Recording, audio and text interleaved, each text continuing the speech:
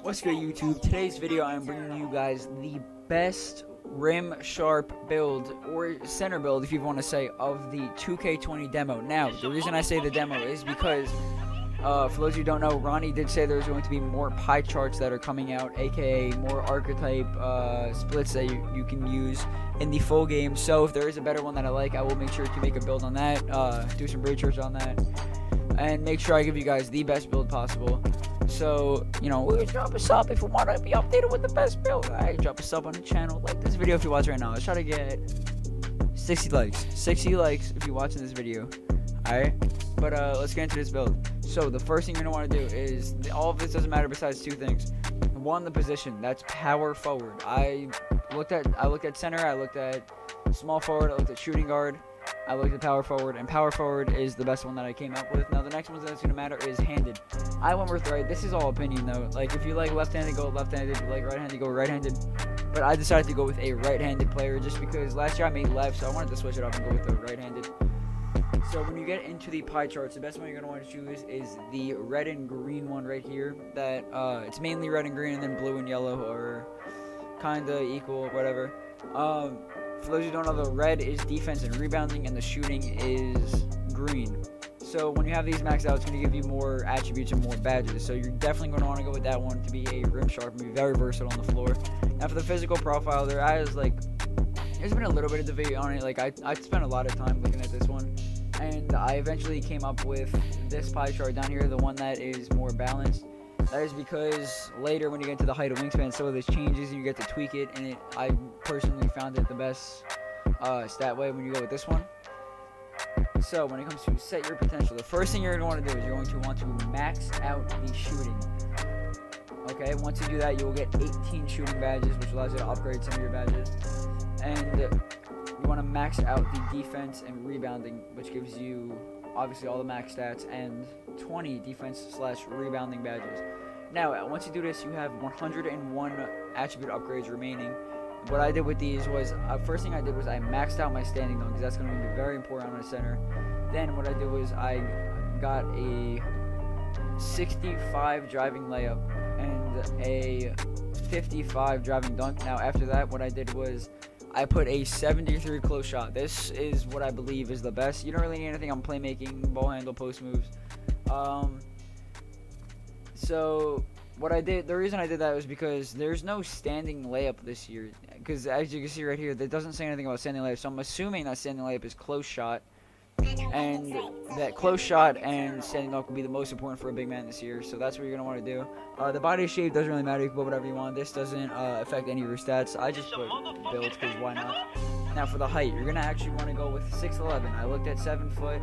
I looked at 6'11", and 6'11 is the best one that I looked at. Now, one thing that I didn't realize when I was looking at 6'11" was when you look at the three-point shot, it actually goes down by 3. But if you think about it, with all these shooting badges you're going to have, and you're going to be putting boosts on your player, it's really not going to matter -3. Like, what is it going to do? Because you're going to have Hall of Fame shooting badges and stuff like that. So the weight, what I did was I actually put a max weight. Now the reason that is because the normal weight that I believe it is 240. Now when you look at the max weight, if you actually go up, you can see that the speed does not move. And post scorers, and they're going to be very OP this year in the paint. I used it in the prelude, and I was drop stepping Draymond. It's pretty funny actually. You're gonna want as much strength as possible. All right, so you're gonna want to go with the weight 275. That is the max you can put for a 6'11" rim sharp. Now for the wingspan, you're gonna want to go with 92 wingspan. I just believe this is the best one because you keep a 73-point shot instead of a 69. So this wingspan is just I don't really like the max wingspan when it comes to any build. I usually go one under because you can never go wrong with a high wingspan, but you don't want it too high because it brings down other badges. Now the takeover, I saw a lot of people actually choose glass takeover, which was weird. I'm going with the rim protector takeover because everyone knows how OP this is. It boosts all your stats and your defense. Nobody's scoring on you. If you get scored on consistently with rim takeover, you're garbage. Delete the game. So this is what you're going to want to be for the My Player Builder. Now, the comparisons, Charles Oakley, Jaren Jackson, and Paul Millsap. I don't understand why people are flexing who their players compare to. Like, that just doesn't make sense to me. Because with the, like, badges and stuff, like, what does it matter? Like, what NBA players? So set overall rating for testing, just go with 99. Why not? Obviously. So finishing badges, you only get one. What I put it on actually Relentless, just because we know how effective Relentless is in the past years. So I went with Relentless. Now for the shooting badges. Before we actually get into these badges, I just want you guys to know that in the game, in the final version of NBA 2K20, you can actually change whatever badge you want. So say you set up your badges like this. Say this is your badges, right? When you make your build, and then midway through you don't like it. You don't like the way you put your badges. You could take stuff off and then like put it somewhere else. You can take it here, put it somewhere else. So the badges really don't matter that much. It's all preference. But one thing I will say about choosing badges that is very important is the only two badges that will matter, other than the ones that are, or out of every badge that's been added, the two badges, or maybe you could argue three badges that will matter is Green Machine, Quick Draw, and Volume Shooter. Green Machine obviously increases the bonus for consecutive excellent releases. Quick Draw speeds up the release of a jump shot. Now this year with the custom jump shot creator, you actually cannot change the speed of your jumper. It is completely replaced by Quick Draw.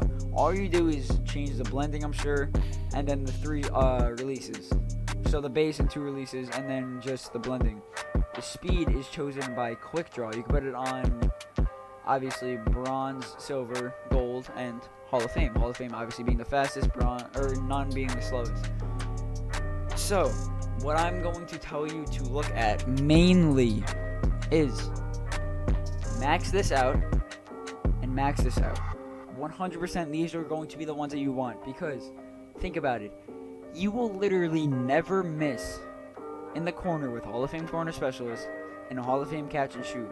You cannot go wrong with these two. Everyone wants to be like, oh, hot start, that sounds cool. Let me put it on that.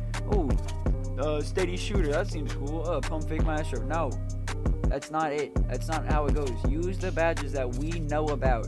Okay, we know that these badges are crucial every single year when it comes to shooting. You want Hall of Fame catch and shoot. You want Hall of Fame corner specialist. Now I know a lot of people have actually put Hall of Fame range extender, which is basically limitless. This could be debatable, I would say. I mean, it's alright. I mean, do what you want to do. Now what I've done for my badge, what I chose to, was I put silver Deadeye on. I put on bronze Green Machine, silver Quick Draw, and volume shooter. Actually, no, what I did was I took off range extender and then I put it on volume shooter. So what I did was Hall of Fame catch and shoot, Hall of Fame corner specialist, silver Deadeye, gold range extender, silver Quick Draw, bronze Green Machine, and volume shooter on silver. Now, one thing, yes, I know what volume shooter is and how it used to be. It was the worst badge in the game in the old 2Ks. It was god awful. However, this year it is a positive only badge. It is not the same badge it used to be. Boost shot percentage as the shot attempts accrue throughout the game. What it does is the more shots you take, the higher percentage you get. So if you have a teammate who's constantly passing it to you, your stats are only going to go up and up and up unless you get cold, obviously. So this is what I want with the shooting badges. Now for the playmaking badges. I mean, you only get one badge. So what I did was I just put it on quick first step, because this just makes your guy way faster when it comes to dribbling with the ball. I mean, there's not really much that you can debate it with. I mean, you can argue with downhill or bailout, because you don't really have good passing accuracy, so bailout would kind of make sense, but I just put it on a quick first step because I want to see how much speed my guy can actually get. Now, the defensive and rebounding badges. One thing, what I thought about, see, at first, everyone was gassing up Hall of Fame brick wall on Twitter, talking about, oh, you could drop people again, whatever. But what I thought was when I went on a stretch, I just made a stretch for fun, and I put bronze brick wall on it. I dropped somebody, so I was like, this doesn't make sense. Like, why does it matter to be Hall of Fame? That's just a waste of a badge. But then someone in my stream actually said, where's Bruiser? So I was like, wait, where is Bruiser? Because there's no Bruiser here.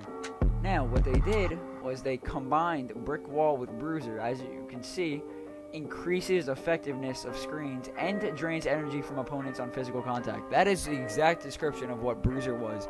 Drains energy from opponents on physical contact. So what you're going to want to do is you're going to put it on Hall of Fame, not just because of the screens, just because of Bruiser. And Bruiser was an insanely OP badge. Now, something else that's going to be very important is Gold Rebound Chaser. Also, the two most important, maybe two most important badges that you can say will be on a rim. Hall of Fame Intimidator and Clamps. Clamps, you could argue Hall of Fame, but I put it on gold just to save me a spot. With rims being a little bit slower this year than they were in the past years, this boosts the ability to stay in front of a ball handler on the perimeter. So when you're guarding ball, your guy will be faster and moving side to side will be way quicker, like when it comes to guarding them with this badge. And Intimidator, all you have to do is literally stand in front of somebody, look them in the eye, and it's smothered. Intimidates offensive players, causing them to miss shots more often. Imagine being 6'11" with a very high wingspan and having Hall of Fame Intimidator. They are not going to shoot over you at all.